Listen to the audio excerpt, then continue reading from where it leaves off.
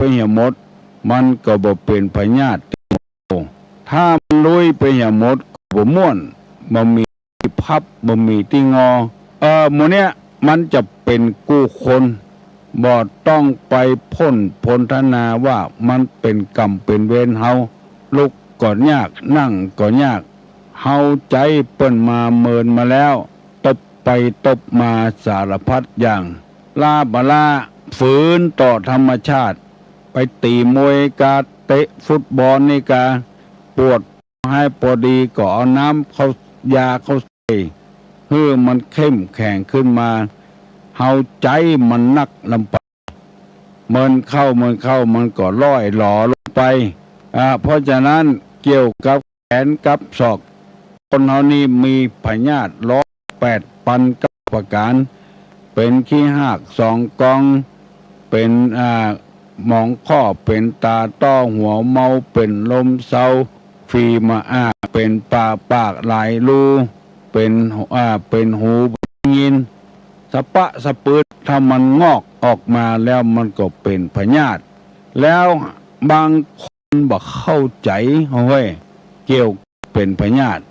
แล้วไปบ่นไปเดือดปุ้นเปิ้นทำบุญทำทานอย่างเปิ้นประกาศอย่างก็ได้โดยเปิ้นเป็นต้นว่าสลากหากไม้ก็ได้โดยเปิ้นแปลงป่วยหลวงก็ได้ขวดทานโดยเปิ้นแปลงศาลาก็เป็นเจ้าศรัทธาเสาศาลาคือศาลาแปรศาลาเป็นเจ้าของจ้อฟ้าปานลมเป็นเจ้าศรัทธาเอาตาลกวัดวาเสาวิหารรูปภาพในศาลาภาพเวทสันดรชาดกกาภาพพุทธประวัติกาเปิ้นประกาศเต้าอันเต้าอี้บ่เคยเคยแขะสักเตื้อเอาเป็นเจ้าภาพโดยเปิ้นโหบัดเดียวนี้อย่างมาเป็นพยาธิบึดเอาหัวบึดปวดหัวเข่าบึดปอดในข้อบึดกินบะลำมันเป็นอย่างนั้นเอาสิ่งที่เฮาตานมารวมกับความเป็นพยาธิมันบัดถูกต้องแล้วขอให้พี่น้องความเข้าใจกันแท้ไหมพยาธิกับการทำบุญทำทานนี่มันบัดใจอันเดียวกันอย่าไปเอามาเกี่ยวข้องถ้ามาเกี่ยวข้องเมื่อใดเฮาจะตุกขึ้นแถมต้องอันมันเป็นเฮาปล่อยมันเป็นหมอยาได้หมอก็จะยาหมอยาบ่ได้ก็สุดแล้วที่หมอมันยาบ่ได้แล้วเพราะเฮาใจมาเมินแล้วขอทำความเข้าใจไม่บ่ใจว่าตานนั้นตานนี้แล้วจะหายจากพยาธิพยามมีแต่ว่าโอ้บุญกินบุญทานที่ได้กระทำปั้มเปงมาขอมาปกปักรักษาฐานะได้ปล่อยปนเสียยังเคาะปีเคาะเดือนเคาะวันเคาะยามเคาะเจ็บเคาะไม่เคาะไข้เคาะหนาวห้ามมิห้ามให้ทำให้เราใจดีบ่ใจว่าตานแล้วจะได้หายจากพยาธิบ่เป็นอะไรอย่างสักอย่างมันเป็นไปบ่ได้คนละเรื่องความตุกเกี่ยวกับพยาธิมันมีเหมือนกันคนกูคนเปิ้นว่าสามัญญลักษณะที่เสมอกันบอกว่าคนนั้นจะเป็นคนเฒ่าคนหนุ่มคนรวยคนจนคนเป็นหัวหน้าคนเป็นลูกน้องคนบอกว่าคนนั้นจะมี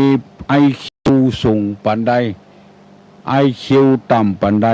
พยาธิย่อมจะไปเจาะได้กูคนกับต้นไม้อย่าไปคิดว่าไม้ใหญ่บ่มีพยาธิบ่มีอย่างไปเจาะไปคุยมีเหมือนกันทุกต้นของค่ำกันมันจึงมีเมื่อมันเกิดมาแล้วพยาธิย่อมมาราวีเหมือนกันกูคนขอฮื้อป้อออกแม่ออกพี่น้องทั้งหลายตั้งอยู่ในศีลตั้งอยู่ในธรรมการทานการบริจาคนั้นเพื่อจะการช่วยกันสร้างให้มันปันลุกปันแล้วอย่าไปเอาพยาธิมาอ้างกับตัวมันเป็นไปบ่ได้แล้วมันคนละเรื่อง เปิ้นจึงบอกไว้แล้วพญาติเกิดขึ้นในอกในใจดังที่ได้อธิบายคือป้อออกไม่ออกได้ฟังมาแล้ว2 3 4ข้อแล้วสภาวะทุกข์เพราะว่าเกิดแก่เจ็บตายมันจึงประจำอยู่แล้วปะกินนกะทุกข์เฮาบ่ได้นึกบ่ได้ฝันว่ามันจะเกิดขึ้นปะกินนกะคือทุกข์มันจรมาคนเดียวมันเพราะว่าประสบอุบัติเหตุการณ์ของที่เกิดไว้บ่ได้สมใจก็เกิดความทุกข์นิพัทธทุกข์ทุกข์เนืองนิดทุกข์เพราะไข้หนาวทุกข์เพราะร้อนทุกข์เพราะเย็นทุกข์เพราะไข้ขี้ไข้เยี่ยวหมู่นั้นเป็นทุกข์ทั้งนั้นเพราะฉะนั้นปอกออกแม่ออกฮือเอาธรรมมาใส่อกใส่ใจเนอะคือได้รับความรู้ในธรรมดีๆแล้วทุกหมู่นี้มันจะรวมเข้ามาใส่วันนี้ก็ได้เอาเรื่องทุกดิมเอาคือปอกออกแม่ออกพี่น้องต่างหลายได้ฟังปกิณกะทุกมันจรขึ้นมาอันข้อที่4นี้เรียกฮ้องกันว่าพยาธิทุกเป็นพยาธิมันตึงเกิดขึ้นกู่คนบอกว่าคนนั้นจะเป็นคนมั่งมีสีสุขล่ำโรยปั่นใดมันย่อมจะมีทุกข์ปั่นอันขอฟังพี่น้องข้องหีทั้งหลายได้ฟังพิจารณาไปถามสภาวะธรรมมันบัดใจมาแกล้งอย่างเฮาการทำความดีก็ปอความดีการทำบุญก็ปอบุญการทำกุศลก็กุศลเอาไว้เป็นส่วนอย่าได้เอามาเปาะกันเอาได้มารวมกันมันบ่ฟังเมื่อมันเกิดขึ้นมาไตมันเกิดขึ้นมาก็เป็นโรคไตตับก็มีเชื้อโรคมันจึงมีการแอนตี้กันเป็นบางอย่างบางคนก็เอาคนใจเอามาใจในบ้านผัวเอามาถูกใจผัวบ่ถูกใจเมียก็มีบางทีถูกถึงผัวถึงเมียบ่ถูกใจกับลูกกับเต้าก็มีมันต่อต้านกันไปในตัวมันแอนตี้กันไปในตัวอย่างเอาว่ามีเงินมีคำแล้วสบายบางทีมันก็แอนตี้เฮาเหมือนกันมาเลือกลูกแต้ลงหนังสือพิมพ์ลักทองคำของพ่อแม่เอาไปขายแล้วเอาไปซื้อรถฮื้อแจกให้เพื่อนฝูงคนกันทองจะเป็น30-40 บาทเอาไปขายเหียประตกประเสี่ยงแล้วเอามาซื้อรถเครื่องแจกเพื่อนแจกฝูงลักของพ่อของแม่อันเนี้ยมันบัดใจมันดีอ่ะกูยังมีเงินมีทำสะสมไว้ดีแล้วเพื่อเดือดร้อนมันจะได้ขึ้นได้ขายเสียลูกมันลักไปหาแจบมันแอนตี้กันเป็นอย่างนี้มันต่อต้านกันเป็นอย่างนี้ความทุกข์มันจึงเกิดขึ้นปันปอนเนอร์ยุวัฏโกธนวัฏโกสิริวัฏโกนัสสะวัฏโกพละวัฏโกวันนะวัฏโกสุขวัฏโกโหตุสัพพตาทุกขโลกาพญาเวลาโศกาจันตุจุปตวาอเนกาอันตรายาปิวินาสันตุจเตจสาสัพพิติโยวัจจันตุสัพพโลกวินัสตุมาเตภวะตวนตาลาโยสุขีทิคาโยโกภวะอภิวาทานาสิริสนิจาอุทาปจายโนจตตาโลธรรมาวัฏันติอายุวันโนสุขังปลัง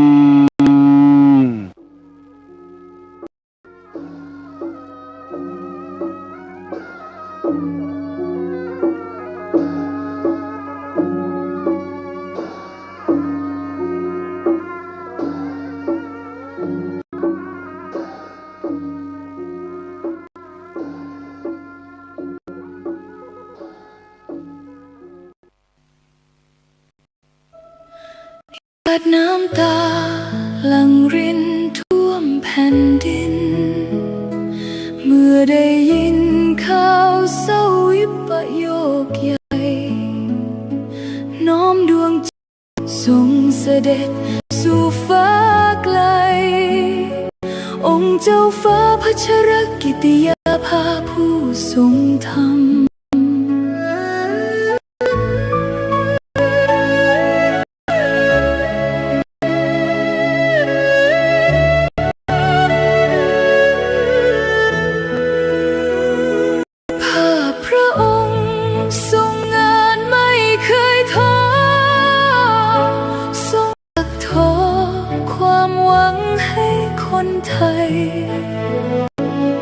โครงการกำลังใจพระตราตรำชุบชีวิตผู้พลังทำให้ฟื้นคืนทรงเมตตาผู้ต้องขังหลังกำแพงจุดใต้แสงแห่งโอกาสส่องสดชื่นพระหัตถ์ยืนโอบอุ้มผู้ผมคืนทรงหยัดยืนเพื่อสตรีและเด็กไทยนักกฎหมายผู้ยึดมั่นความยุติธรรมทรงน้อมนำพระปรีชาอันยิ่งใหญ่เพื่อปวงชนพ้นทุกสุขเกรียงไกรจารึกไว้ในแผ่นดินไม่เลือนลา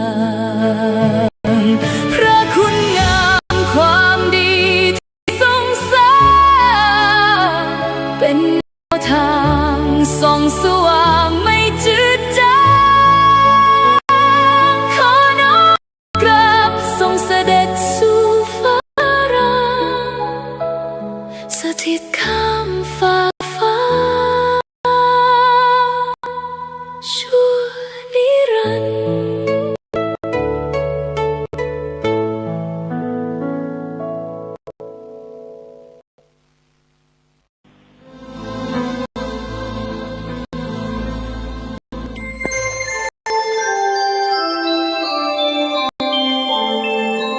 ขณะนี้ท่านกำลังฟังสถานีวิทยุกระจายเสียง FM 104.5 เมกะเฮิรตซ์เครือข่ายสถานีวิทยุคลื่นสีขาวเพื่อชาวประชาร่วมกับมูลนิธิธีรปัญโยและโรงเรียนผู้สูงอายุตำบลซบปาดขอเชิญร่วมทำบุญต่อเตียนเข้าพรรษาประจำปี 2569 ในวันเสาร์ที่20 มิถุนายน 2569 ตั้งแต่เวลา 9 โมงเป็นต้นไปณที่พักสงฆ์สถาบันธรรมาภิวัตรบ้านซบเตินตำบลซบปาดอำเภอแม่เมาะจังหวัดลำปางในโอกาสนี้ขอเรียนเชิญพุทธศาสนิกชนทุกท่านร่วมทำบุญหล่อเทียนเข้าพรรษาท่านผู้มีจิตศรัทธาร่วมทำบุญสามารถร่วมทำบุญได้ที่ธนาคารกรุงไทยชื่อบัญชีที่พักสงฆ์สถาบันธรรมาภิวัตรหมายเลขบัญชี 536-075-5318 กระจกวิเศษจงบอกข้าเถิดใครทำเลิศในปัทภีก็พระนางน่ะสิราชินีผู้เลอโฉมดูสิตั้งแต่ท่านพาประชางดเผาป่าและขยะในครัวเรือนชาวไร่ชาวนาก็งดเผาตอสั่งข้าวฟางข้าวหันไปไถกลบทำปุ๋ยหมักแปรรูปเป็นอาหารสัตว์หรือเอาไปอัดเป็นก้อนแทน